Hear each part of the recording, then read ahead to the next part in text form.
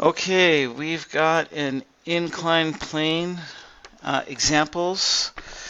This is coming something we have alluded to before within class, but generally speaking, what we've got is a force due to gravity.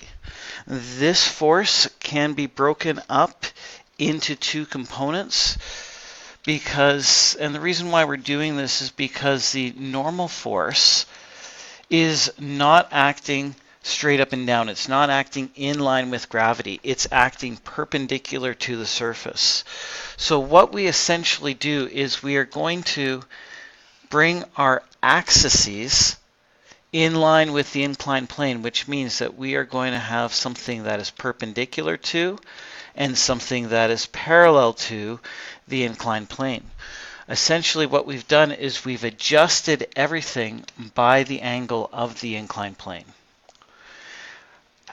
Really what this means that we've done is we've taken the force of gravity and we're going to break it down into a parallel and a perpendicular component. The parallel component is now going to run opposite of the angle that gravity has with the inclined plane. And because it's running opposite, we can just say that this is Fg sine theta. The perpendicular component is running adjacent to the angle with respect to gravity, and so it's just Fg cos theta. So the parallel operates in line with the ramp. So this would be up and down the ramp. I'm going to refer to inclined planes as ramps just because it's more common to call an inclined plane a ramp. And the perpendicular component runs against the normal force here. Now, right, because normal force is operating perpendicular to the surface. Always, always, always.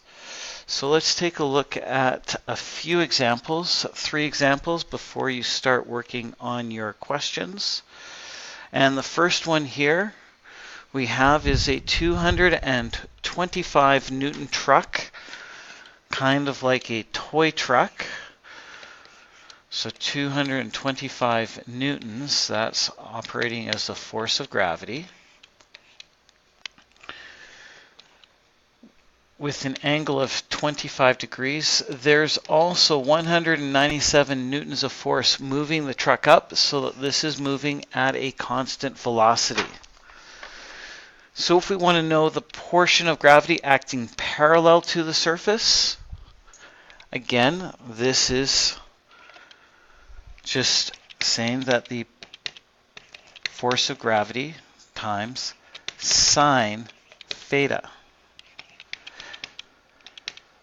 225 newtons, sine 25, and we find that this is 95.1 newtons. The gravitational force moving perpendicular to the surface is acting adjacent, and so the force of gravity cos theta, 225 newtons, cos 25 again, and we find that this component is 204 newtons. I know that I'm moving through this a little bit quickly. However, it's important for us to continue on and actually check our answers with these two. We're asked, what is the sum of the net forces acting on the truck? That is 0 newtons. 0 newtons because it is a constant velocity. All the forces acting on this are going to need to add up to 0. Okay. So if we want to find out what the size and direction of the frictional force is, well, taking a look at a free body diagram, the perpendicular component and the normal force, they're going to cancel themselves out. We have a 197 Newton force up. We've got the 95.1 newtons down, and so we've also got a frictional force. The difference between these two forces running parallel to the surface is going to be equal to the frictional force because it all adds up to 0. And that difference between those two is 102 newtons. So in order to find the coefficient of friction, well, now we've got all the information we need for that. The force of friction we found to be 102 newtons. The normal force is 104 newtons, also the perpendicular force. And so when you bring these two things together, you find the coefficient of friction being 0.50. Again, no units on a coefficient of friction. All right, taking a look at another example. In this particular case, we've got a car, a more reasonable weight of a car, 1.4 times 10 to the 4 newtons. And everything is at an angle of 32 degrees. That force causing it to go down the hill is that parallel component. And so that's just the force of gravity sine angle. So we're going to take that 1.4 times 10 to the 4 newtons sine 32, resulting in an 8.0 times 10 to the 3 newtons, or 8,000 Newton force. The normal force, again, that perpendicular component of these forces running adjacent compared to the angle with respect to the force of gravity means that we'll be using cosine theta. 1.4 times 10 to the 4 newtons cos 32. So the force perpendicular, or normal force, will be equal to 1.2 times 10 to the 4 newtons. Okay. So finishing off with ultimately where we wanted to get with this question, which is finding out what is the acceleration if the brakes fail. Now, it is important to note that there is a 3,000 newtons of frictional force. So taking a look again at a free body diagram, we've got coming down here 8,000 newtons, 3,000 newtons going up in terms of friction, and the perpendicular and normal force again equal and opposite. So the net force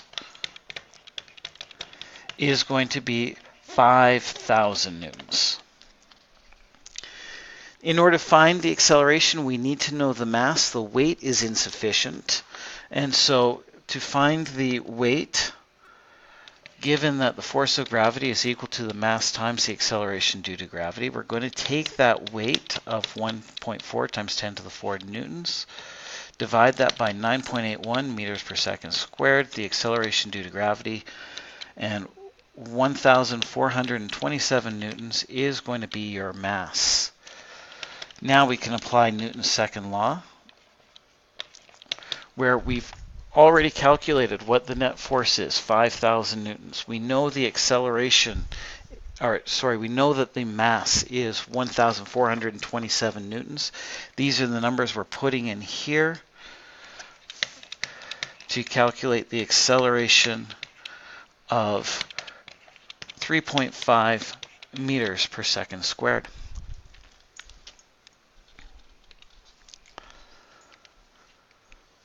All right, one last example. Here we want to find the acceleration of the object. This time we've been given a mass and we've been given the coefficient of friction, not a frictional force. So Similar with all the other problems, we've got this mass that we're going to break down. The thing here is, instead of a weight, we've been given a mass, so we need to find that weight, that force due to gravity. 30 kilograms multiplied by 9.81 means that the force of gravity is 294.3 newtons. That represents the force due to gravity. We're going to need to find our parallel and perpendicular components, again using sine and cosine.